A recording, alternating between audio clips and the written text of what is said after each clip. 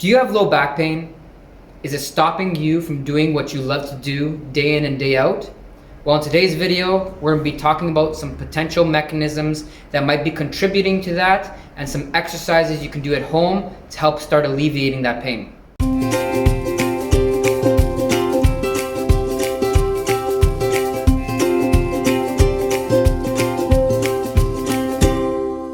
Hi everyone, thank you so much for tuning in. My name is Dr. Vincenzo Romualdi. I am a chiropractor in Yorkville in downtown Toronto, and today we're going to be talking about low back pain. Now, before we get into today's video, I'd just like to say that chiropractic care can help with conditions such as low back pain, but what I'm after is making sure that your spine and your nervous system and your body is functioning at its best always. So if you have a stress in your life, whether it be a physical, chemical, or emotional stress, you're dealing with it at your best because you're functioning at your best. It's my sole objective, comes right from the heart.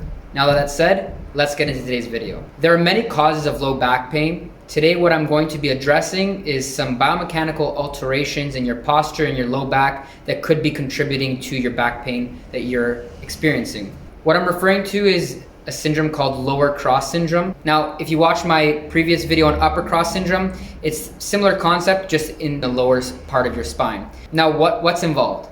So with lower cross syndrome, you have a weak core and weak glutes, which is the first part of the cross, and then the second part of the cross is a tight low back and tight hip flexors. So today we're going to be focusing on the weak core and weak glutes. These exercises are designed to engage those muscles that are weak and start to strengthen them over time so you can have a more stable low back. So the 4 exercises we're going to be going over today, 3 of them are going to be to help strengthen your core and engage your core, and 1 of them is going to help to engage your glutes and start strengthening those glute muscles. The first 3 exercises are actually Stuart McGill's Big 3. I was very fortunate to be taught by Stuart McGill and learn these in his low back disorders class. So that is where this information is coming from. So the 3 exercises are bird dog, side plank, and curl up. Now, in this video, I'm going to be going through the beginner variations. I'm not going to go through the progressions just yet. I'm going to be making progression videos separately in other videos where we can target each exercise individually. So for this video, we're just going to be focusing on the beginner progression. So the first exercise we're going to start with is the bird dog. The beginner variation of this is simply you're on all fours, making sure you're maintaining a neutral spine, and then kicking one of your legs out. Now, one of the most important parts of kicking one of your legs out is making sure you're not hip hiking, which basically means you're not raising one hip, creating an imbalance in your hips. You want a neutral spine, neutral pelvis.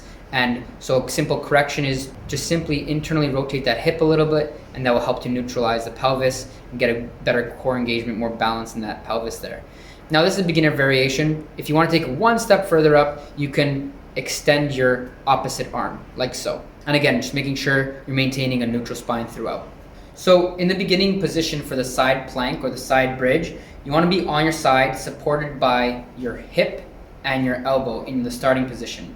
Now, the knees are bent to 90 degrees, and your free hand is going to cup your shoulder and pull down across the chest, which will help stabilize the shoulder. Then when you're ready, you're going to straighten your torso until your hip is off the floor and the knees are the only thing contacting the floor, as well as your elbow. Simple hip hinge can achieve this as well, and the hips may remain slightly flexed, or the challenge is increased with full hip extension.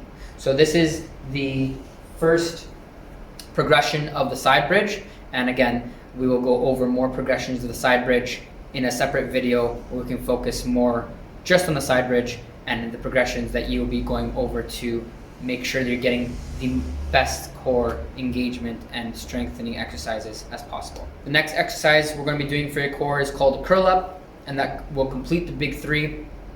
Now, this variation of the curl up is designed specifically to maintain a neutral spine.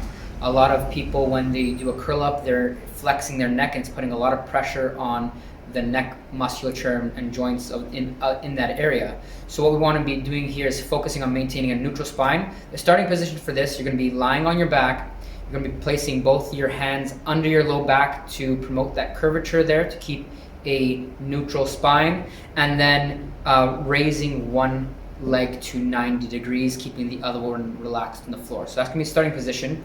And what we're gonna be focusing on here is just raising your head slightly off of the floor, a couple centimeters, but maintaining a straight spine. So you're not flexing your head at all, you're just raising your head slightly off the floor.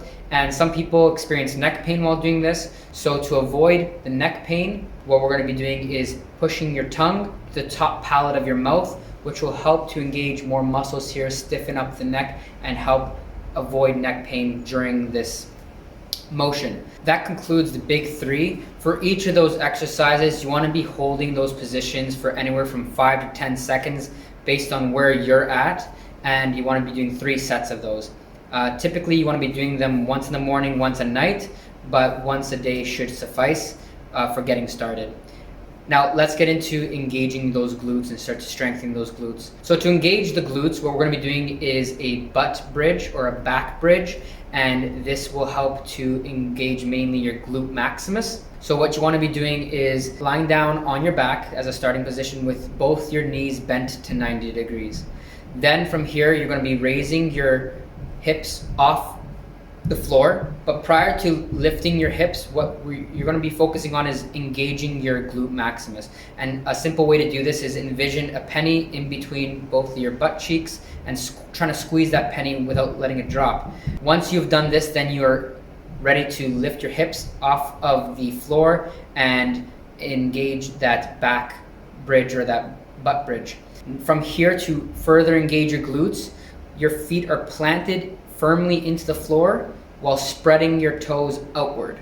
Now you're not moving your foot in this direction, you're simply planting and spreading. This will help to further engage the glutes and help to really start strengthening those muscles there.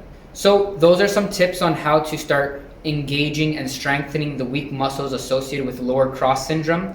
In the next video, we're going to be going over the tight muscles and how you can stretch them so we can start to balance out the lower part of your spine and improve the posture there. If you found today's video helpful, please like and share with anyone you know that this can help benefit. And if you have any comments or suggestions for future videos, please leave them down below. Again, my name is Dr. Vincenzo Romualdi, chiropractor in Yorkville, and those are 4 exercises on how to deal with low back pain at home when lower cross syndrome is contributing to that back pain. Have a great day and see you in the next video.